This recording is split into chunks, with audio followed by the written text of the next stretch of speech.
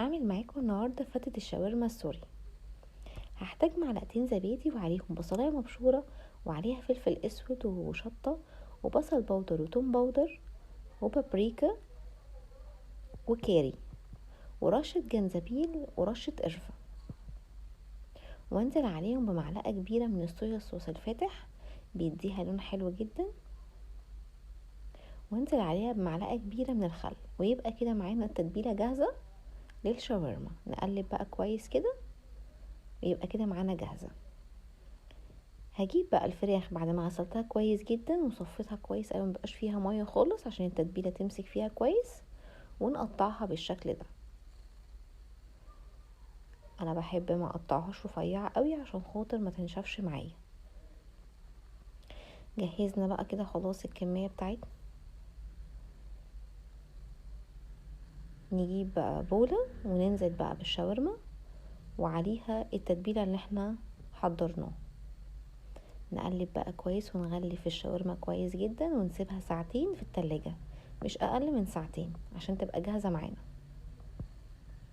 هجهز بقى العيش الابيض واقطعه كده مربعات يبقى كله حجم واحد، وحمره في الزيت ويبقى كده برضو العيش جاهز معايا. اجهز بقى التومية، معلقتين مايونيز كبار وعليهم علبة زبادي كبيرة وفص توم مهروس كويس جدا ورشة خل، وطبعا نظبط الملح بتاعها وفلفل ابيض، ونقلب كويس قوي كده يبقى كده التومية جاهزة معانا. نحضر بقى الرز، نحط قطعة زبدة كبيرة وعليها شوية زيت ومعلقة كاري ومعلقة خلطة الكبسة. التوابل دي بتفرق كتير جدا مع الرز، وعليهم ورق لورا ومعلقة بابريكا، ونقلب كويس جدا مع بعض كده، وننزل عليهم بكوبايتين وربع من الرز البسمتي. نحاول بقى نقلب الرز كويس كده جوه الزيت والزبدة ونغلف الرز كويس. الاول هنحط فلفل اسود ومعلقة قرفة، دي اهم حاجة بتدي ريحة حلوة جدا. ونحاول بقى نقلب شوية كده لغاية ما نغلف الرز بالزيت والزبدة. ننزل بقى عليهم ب3 كوبايات من المية اللي بيغلوا، اهم حاجة يا اما شوربة برضو لازم تبقى بتغلي. ونظبط بقى معانا الملح ونسيبها كده بقى على النار دقيقة كده بتغلي، وبعد كده نفتح عليه ونقلب ونسيبه بقى على اقل درجة حرارة ياخد بقى ياخد ويدي مع بعضه كده ويستوي.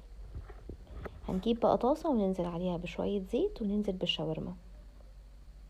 اهم حاجة ما نقلبهاش لغاية ما تاخد اللون من تحت الاول علشان ما تفقدش كل السوائل اللي فيها وتنشف معانا. يعني لازم تبقى الطاسة سخنة وننزل عليها بالشاورما ونسيبها لغاية ما تاخد لون، وبعد كده نقلبها. خلاص دخلت كده في السوا، نروح منزلين بقى عليها بصلايه متقطعه شرايح رفيعه خالص ونقلبها كويس.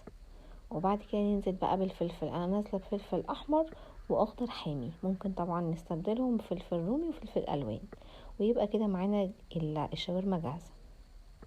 نجيب بقى طبق التقديم ونحط العيش وعليه توميه والرز. اهم حاجه الرز يبقى برضو ساخن كويس جدا، يبقى لسه طافين عليه يعني. طبعا هو لما بينزل على العيش مش بيطريه خالص، بس بيخلي العيش كده هاشش كده وطعمه حلو قوي. هنحط تومية تاني وعليها بقى اخر حاجة الشاورما، ويبقى كده الطبق جاهز معانا. طبعا بينفع في العزومات وطبعا في رمضان بيبقى طبق حلو قوي ومتكامل. جربوا وهتعجبكم قوي، بألف هنا.